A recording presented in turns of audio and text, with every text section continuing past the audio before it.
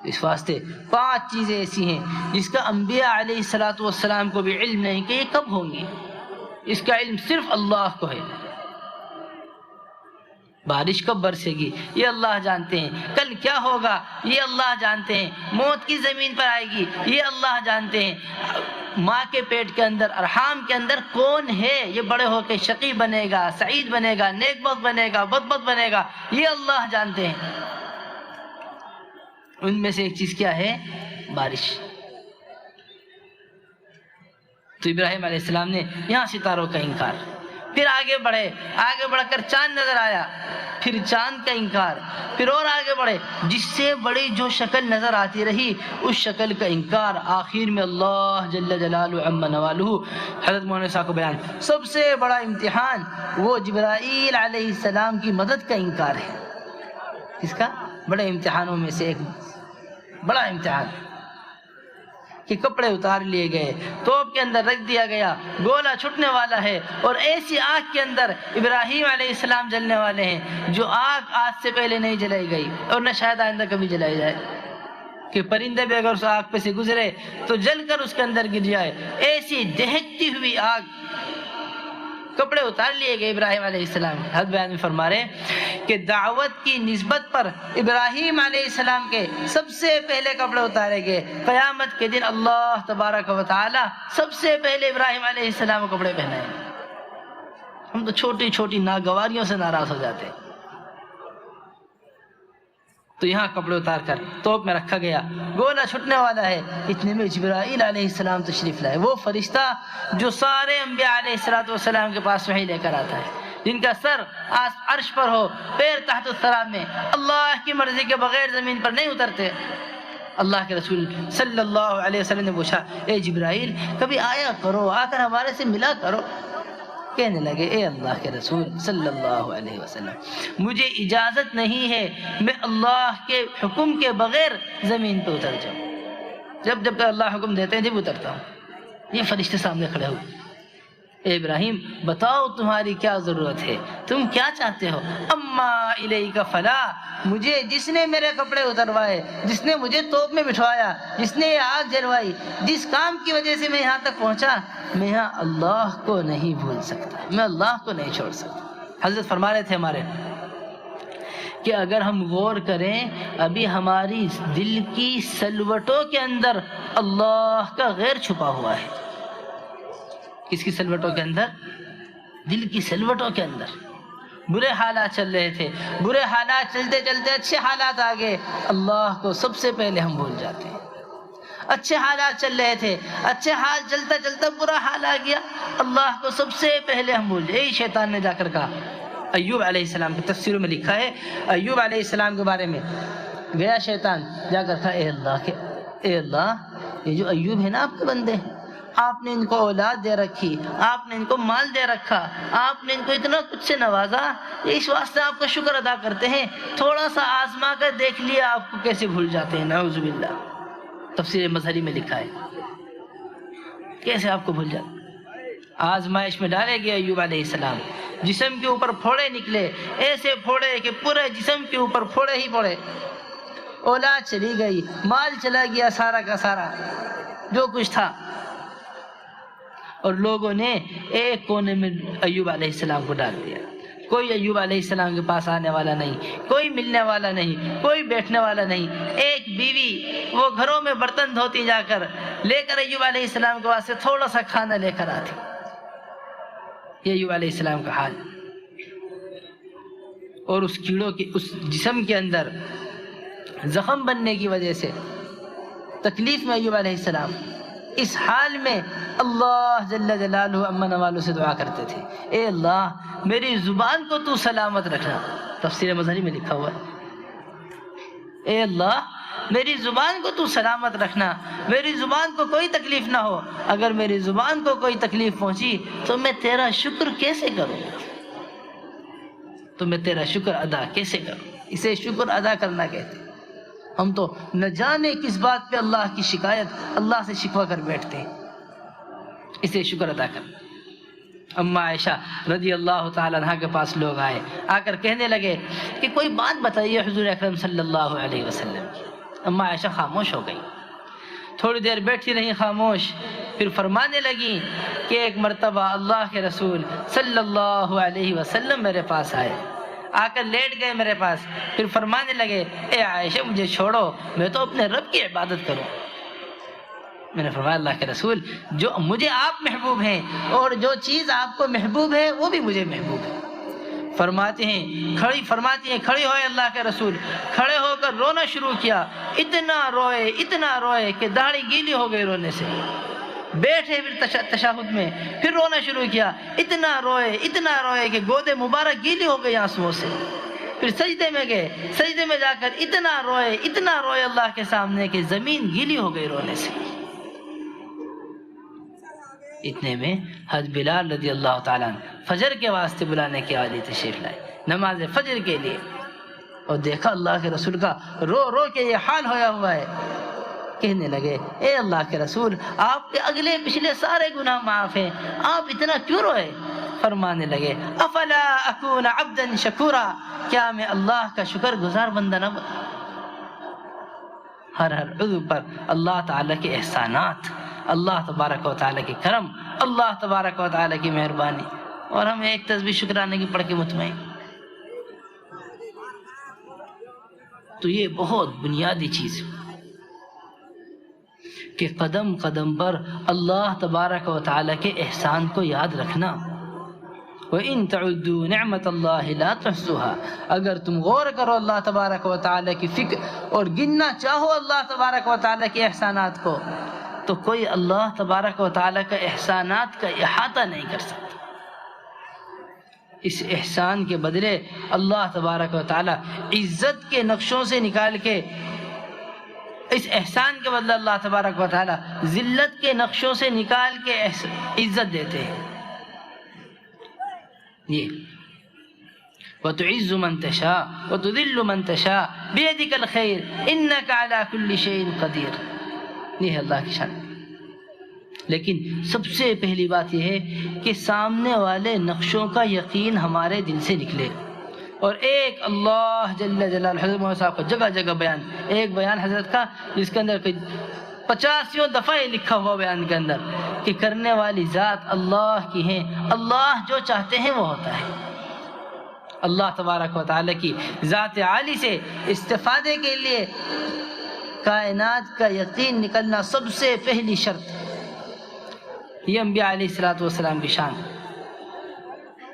یہ کس کی شان ہے؟ انبیاء علیہ السلام۔ اللہ تبارک و تعالیٰ نے نقشے بنائے، نقشوں کو توڑا، نقشے نظر آئے، نقشے کے خلاف عمل ہوا، یہ ہے اصل چیز۔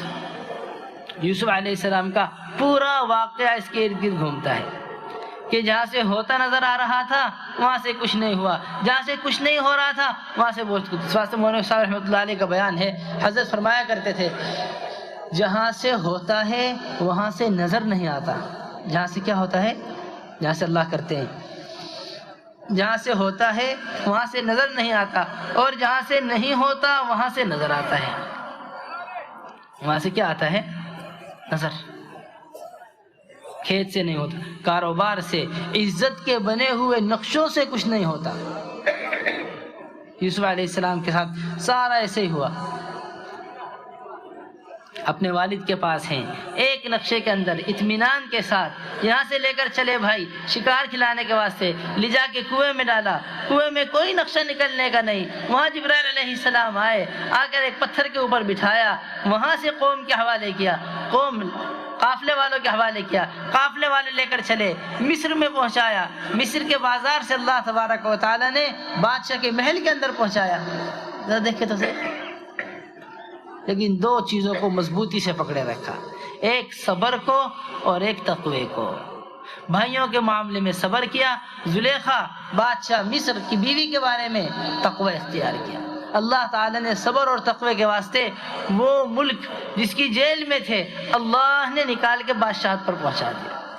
اللہ ہمیں معاف فرمائے، صبر تقوی نہ ہونے کی وجہ سے جس ملک کی بادشاہت پر ہم ہوتے ہیں اللہ وہاں سے نکال کے جیل میں پہنچا دیتا ہے۔ اللہ وہاں سے نکالے کہاں پہنچا دیتا ہے؟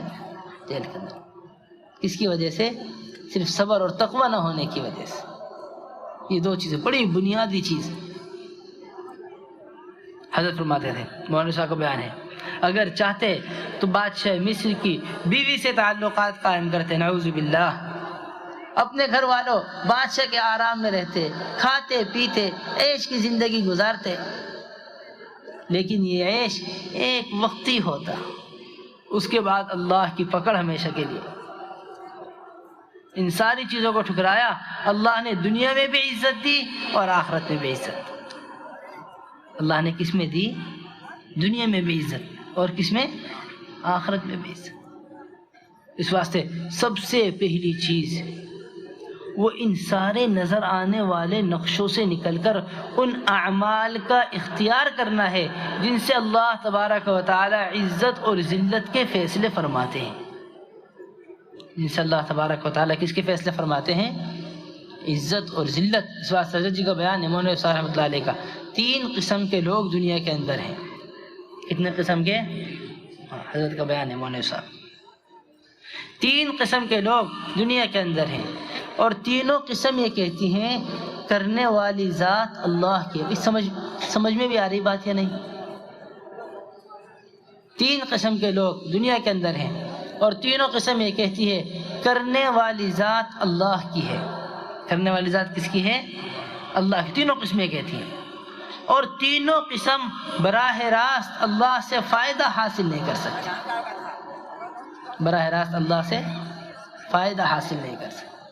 سب سے پہلی قسم وہ یہ کہتی ہے کرنے والی ذات اللہ کی ہے، لیکن اللہ تبارک و تعالی میرے بت کے ذریعے کریں گے۔ اس نے اپنے اور اللہ کے درمیان ایک شکل کو بنا لیا، درمیان میں اپنے اور اللہ کے درمیان ایک شکل کو درمیان میں داخل کر دیا۔ یہ کفار مکہ نے بنا رکھی تھی شکلیں، اتنی شکلیں بنائی کہ پورا کعبہ شکلوں سے بھر گیا تھا۔ کوئی روزی دینے والی شکل، کوئی بارش برسانے والی شکل، کوئی قرض دور کرنے والی شکل، کوئی تنگی دور کرنے والی شکل، کوئی رزق دینے والی شکل، ہر ایک کی الگ الگ شکلیں بنی ہوئی۔ اس سے یہ مسئلہ حل ہوگا، اس سے یہ مسئلہ حل ہوگا، اس سے۔ اللہ کے رسول نے پوچھا ایک سے کہ یہ بتاؤ کہ جب تم سمندر کے اندر چلے جاتے ہو اور سمندر میں گر جاتے ہو، پھر تمہیں کون سی شکل کام دیتی ہے جب کشتی تمہاری ڈوبنے لگتی ہے؟ کہنے لگے نہیں، اس وقت یہ جتنی نیچے کی شکلیں ہیں ان میں سے کوئی شکل ہمارے کام نہیں آتی، بس اس وقت تو اوپر والے ہی ہمارے کام آتا ہے۔ اس وقت کون کام آتا ہے؟ اللہ ہمارے کام آتے۔ اس نے اپنے اور اللہ کے درمیان ایک شکل بنائی ہوئی۔ دوسرے وہ جنہوں نے حضرت کا بیان، دوسری قسم وہ ہے جو کہتے ہیں کرنے والی ذات اللہ ہی کی ہے۔ کرنے والی ذات کس کی ہے؟ اللہ ہی کی ہے، لیکن اللہ تبارک و تعالی میری دکان کے ذریعے کریں گے۔ کس کے ذریعے؟ ہاں، حضرت کا بیان اسی طرح لکھا ہوا۔ حضرت فرما رہے اس نے بھی اپنے اور اللہ کے درمیان ایک شکل کو داخل کر لیا۔ اس نے بھی اپنے اور اللہ کے درمیان ایک شکل کو داخل کر لیا۔ یہ کہتا ہے کہ کرتے اللہ ہی ہیں، لیکن کرنے میری دکان کے ذریعے ہی ہمارا حال۔ شفا بے شک اللہ ہی دیں گے، لیکن اللہ تبارک و تعالی نعوذ باللہ ثم نعوذ باللہ، اللہ تبارک و تعالی شفا دینے میں ڈاکٹر کے محتاج ہیں، اللہ تعالی روزی دینے میں زمین کے محتاج ہیں، اللہ تبارک و تعالی اولاد دینے میں بیوی کے محتاج ہیں۔ موسیٰ علیہ السلام ایک مرتبہ پیٹ میں درد ہوا، موسیٰ علیہ السلام کے اللہ کے پاس گئے، اے اللہ پیٹ میں درد ہے کیا کروں؟ موسیٰ کلیم اللہ تعالیٰ سے بات چیت کیا کرتے تھے، اے اللہ میرے پیٹ میں درد۔ کہنے لگے جاؤ اذخر ایک گھاس ہے، ریحان ایک گھاس ہے، وہ کھا لو۔ گئے جا کے ریحان کھایا، درد ٹھیک ہو گیا۔ کچھ دن میں اللہ تبارک و تعالیٰ نے دوبارہ پیٹ میں درد کیا، پھر پوچھا، پھر خیال آیا کہ اس سے پہلے اللہ تبارک و تعالیٰ سے پوچھا تھا کہ ریحان گھاس کھا لو، اللہ نے فرمایا تھا۔ پھر دوبارہ گئے جا کے ریحان کھا لی، درد پہلے سے زیادہ پیٹ کے اندر بڑھ گیا، درد پہلے سے زیادہ۔ پھر آئے، اے اللہ میں نے تو ریحان کھائی، درد پہلے سے زیادہ بڑھ گیا۔ اللہ نے فرمایا پہلے موسیٰ تم ہماری طرف آئے تھے، ہم نے ریحان کے اندر فائدہ رکھ دیا، اس دفعہ ریحان کی طرف گئے، ہم نے ریحان سے فائدہ اٹھا کر اس میں نقصان رکھ دیا۔ بہت تفصیل سے اللہ تبارک و تعالیٰ قرآن میں ساری حالات بیان کر رہے کہ جو ہم نے بتایا تھا. حضرت فرما رہے تھے کہ نہ جانے ابھی ہمارے دل کی سلوٹوں میں اللہ کا غیر چھپا ہوا ہے. پتہ نہیں چلتا کب اللہ کے غیر کو اللہ کے ساتھ شریک کر لیتے, اس کا علم بھی نہیں ہوتا. اللہ نے قرآن میں بڑی تفصیل سے اللہ تعالیٰ قرآن میں بتا رہے جب کسی عورت کے حمل ٹھہرتا ہے اور وہ بھاری ہو جاتا ہے, فلما اثقلت دعوا اللہ ربہما لئن آتیتنا صالحا لأکونن من الشاکرین فلما آتاہما صالحا جعلا لہو, یہ سارا اللہ تعالیٰ بتا رہے جعلا لہو شرکاء فیما آتاہما فتعالی اللہ عما یشرکون. ہاں تو کہتا ہے کہ اللہ ہی کرنے والے ہیں, اللہ ہی کرنے والے ہیں, اللہ سے مانگتا ہے, اللہ کے بغیر کچھ ہو ہی نہیں سکتا. اور جب عافیت کے ساتھ خیریت کے ساتھ اللہ اولاد دے دیتے ہیں تو پھر یہ اللہ کے غیر کو اللہ کے ساتھ شریک کر لیتا ہے. تو یہ اللہ کے غیر کس کے ساتھ؟ ہاں اللہ کے ساتھ. ابھی اولاد ہوئی ادھر مٹھائی کا ڈبہ تیار کر کے ڈاکٹر صاحب کے پاس پہنچ گئے, ڈاکٹر صاحب یہ تو اللہ کا بڑا فضل ہوا کہ آپ وقت پہ پہنچ گئے, اگر